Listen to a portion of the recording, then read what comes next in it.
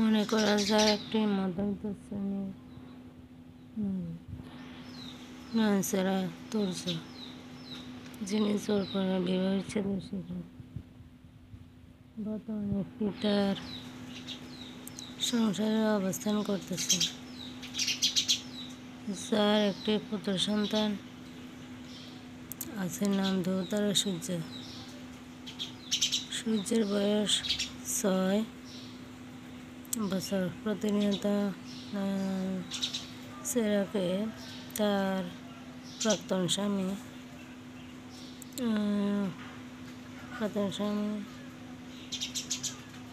অঙ্গ দিচ্ছে তার পুত্র সন্তান দিয়ে দেওয়ার জন্য। শিবলি চৌধুরী মোবাইলে অনেকবার বলে ফেলেছে, আমার ছেলেটা আমাকে দিয়ে দে, এরপর তাকে আরও ভালোভাবে পড়ালেখা করাবো, এরপর তুই করে ফেল। প্রাক্তন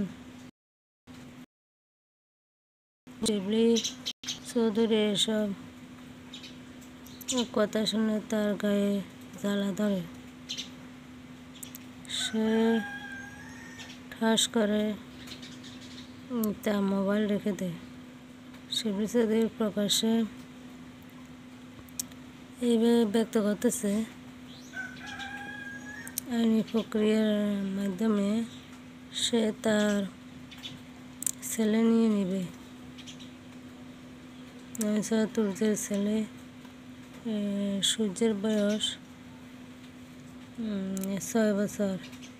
এখন তাকে মক্তবে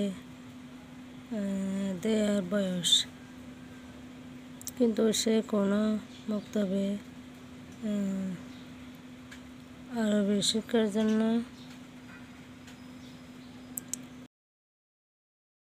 চিন্তা করতেছে।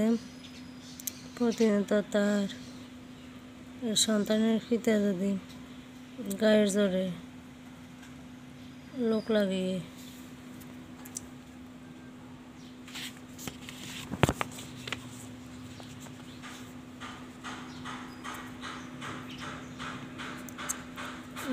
লোক ভাড়া করে মাস্তান লাগিয়ে তার সন্তানকে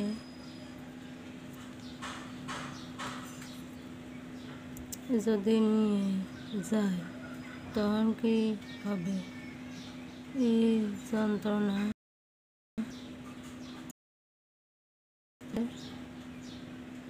সে সহ্য করতে পারছে না। দিনে দিনে সে অসুস্থ হয়ে যাচ্ছে। তার ছেলের পড়ালেখার অনিশ্চয়তা দেখে তার সে একজন প্রাইভেট হুজুর ধরা হলো বাসায় রেখে পড়ানোর জন্য। এই হুজুরের মাসিক বেতন 1000 টাকা।